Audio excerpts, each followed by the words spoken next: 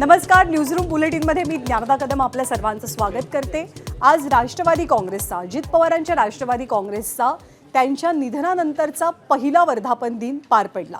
या वर्धापन दिनाच्या कार्यक्रमात सर्वांचं लक्ष होतं उपमुख्यमंत्री सुनेत्रा पवार, पक्षाच्या अध्यक्षा सुनेत्रा पवार कार्यकर्त्यांना, नेत्यांना कोणता संदेश देणार। कारण जेव्हापासून त्यांनी पक्षाची धुरा हाती घेतली तेव्हापासून त्यांच्या कर्तृत्वावरती किंवा त्यांच्या कार्यशैलीवरती वेगवेगळ्या प्रकारच्या शंका उपस्थित केल्या जाण्याच्या चर्चाही रंगलेल्या होत्या। पण आज मात्र सुनेत्रा पवारांनी या कार्यक्रमातनं, वर्धापन दिनाच्या सोहळ्यातनं कठोर संदेश दिला। अजित पवारांच्या कडक शिस्तीत वाढलेल्या पक्षाची धुरा सांभाळण्याचं मोठं आव्हान अजितदादांच्या पक्षात सुनेत्रा पवारांसमोर आहे। त्यामुळे सुनेत्रा पवारांच्या नेतृत्वावरती अनेकदा प्रश्नही उपस्थित झाले होते। अजित पवारांच्या निधनाच्या पश्चात पार पडलेल्या राष्ट्रवादीच्या पहिल्या वर्धापन दिनाच्या कार्यक्रमात सुनेत्रा पवारांनी एक प्रकारे आपल्या कर्तव्य कठोर प्रतिमेचं दर्शन घडवत स्वकीयांचेही कान टोचले। आत्तापर्यंत सगळ्यांचं सगळं समजून घेतलं, पण यापुढे कुणाचाही अनावश्यक हस्तक्षेप होत असेल तर विचार केला जाईल असा थेट इशारा त्यांनी दिलाय।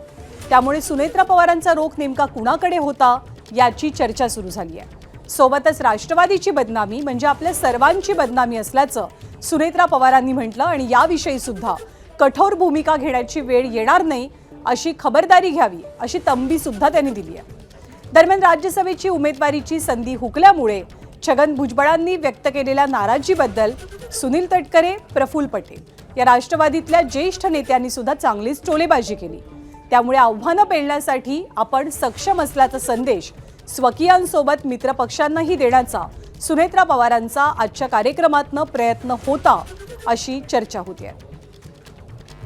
दादांनी त्यांच्या हयातीत सगळ्यांना, कार्यकर्त्यांना खूप समजून घेतलं, सगळ्यांचे हट्ट पुरवले, प्रेम केलं। यापुढे मी पक्षाच्या हिताला सर्वोच्च प्राधान्य देईन।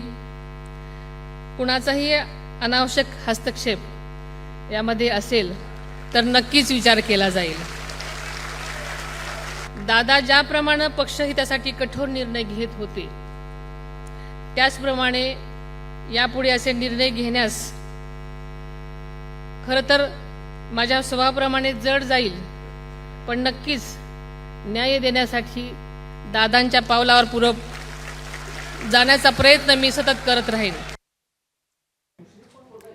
तर सुनेत्रा पवारांनी काही महत्त्वाची विधाने कार्यक्रमात करून नेत्यांना, कार्यकर्त्यांना स्पष्ट संदेश दिल्याचं बोललं जात आहे। गेल्या काही दिवसांपासून राष्ट्रवादीतली अंतर्गत नाराजी, कुरबुरी याच्या सातत्यानं बातम्या समोर येत होत्या। त्या सगळ्या बातम्यांबद्दल किंवा कुजबुजीबद्दल सुनेत्रा पवारांनी थेट भाष्य केलेलं आहे आणि पक्षाची बदनामी करू नका असा संदेशही दिलाय।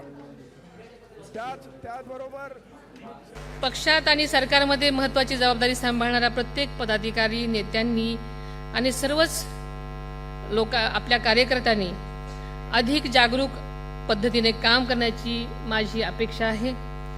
पक्षाची होणारी बदनामी होणार नाही याची जबाबदारी माझ्यासह आपल्या सर्वांचीच आहे। मला या संदर्भामध्ये कठोर भूमिका घेण्याची वेळ येणार नाही याची सर्वांनीच खबरदारी घ्यावी। एबीपी माझा, उघडा डोळे बघा नीट।